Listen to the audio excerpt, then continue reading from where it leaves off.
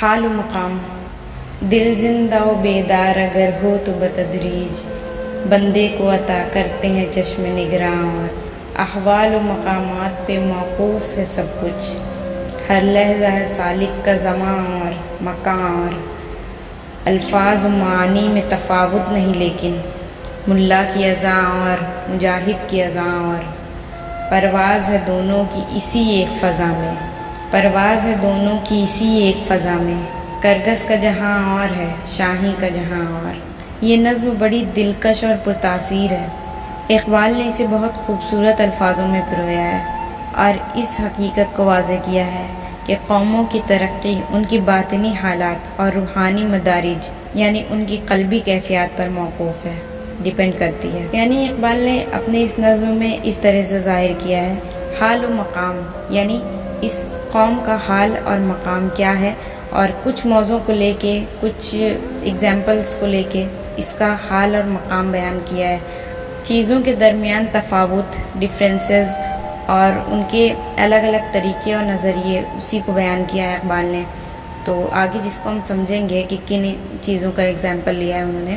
دیکھیے اقبال کہتے ہیں کہ ترقی کے لیے بنیادی شرط یہ ہے کہ دل زندہ ہو، یعنی دل میں ترقی کا ولولہ معجزن ہو، یعنی دل میں ترقی کا جذبہ پیدا ہو. اگر کسی قوم کے افراد میں یہ کیفیت پیدا ہو جائے تو وہ ضرور ترقی کرتی ہے. احوال و اقوال تصوف کی اصطلاحیں ہیں، یعنی قوم کا حال اور اس میں کہی جانے والی، مانے جانے والی چیزیں، کہاوتیں صوفیزم کی شرطیں ہیں. حال سے مراد ہے وہ کیفیت جو سالک کی، یعنی سیکر جو ہوتا ہے، جو کسی چیز کا متلاشی ہوتا ہے، تلاش میں ہوتا ہے، اس کی شخصیت میں اس طرح بس جائے کہ کسی وقت زائل نہ ہو، اس سے کسی وقت بھی وہ دور نہ ہو. اس لفظ کو اس مثال سے سمجھ سکتے ہیں کہ فرض کرو کہ کوئی مسلمان لڑکا ہے جو نماز پڑھتا ہے مگر کبھی کبھی ناغہ بھی ہو جاتا ہے.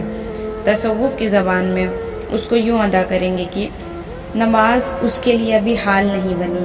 مقام سے مراد ہے سلوک کی کوئی خاص منزل جس پر پہنچ کر سالک بلند تر منزل کے لیے مجاہدہ کرتا ہے، یعنی وہ اپنے مقام سے مزید بالاتر مقام حاصل کرنے کی کوشش کرتا ہے اور چاہت رکھتا ہے، اور دل میں وہ جذبہ رکھتا ہے اور دین و ایمان کے لیے فکر اور ترقی کا حوصلہ رکھتا ہے، اور اس کے لیے اپنا جان مال قربان کر دینے کی صلاحیت رکھتا ہے، قوت رکھتا ہے.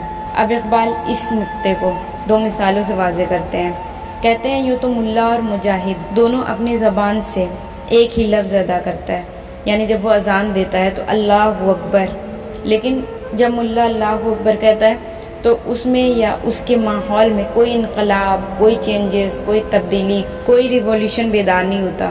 وہ اللہ اکبر کہنے کے بعد بھی اسی حالت میں ہوتا ہے جس میں کہنے سے پہلے ہوتا ہے.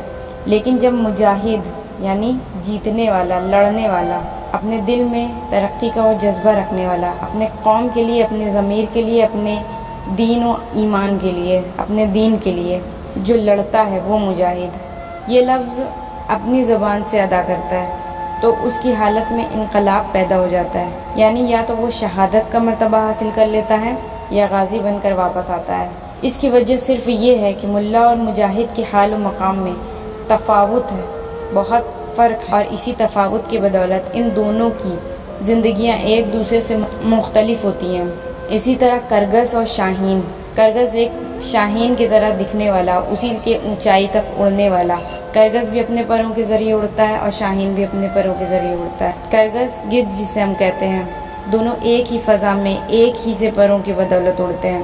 ان کے پروں میں، ان کی اڑائی میں، ان کی اونچائی میں کوئی فرق نہیں ہوتا ہے. کرگس جو ہوتا ہے وہ مردار کو کھاتا ہے، لیکن شاہین ہمیشہ زندے کا شکار کرتا ہے اور پھر اپنی خوراک بناتا ہے. یہ فرق ہے دونوں میں. شاہین کبھی بھی مرے ہوئے جانور کو نہیں پسند کرتا ہے، اور کرگس جو ہے وہ انتظار میں ہوتا ہے کہ کب کوئی جانور مرے اور وہ اپنے خوراک اسے بنائے. یہیں پر اختتام ہے. آگے بھی اسی طرح کی تشریح پانے کے لیے ہمیں لازمی سبسکرائب کریں. Thank you so much for watching.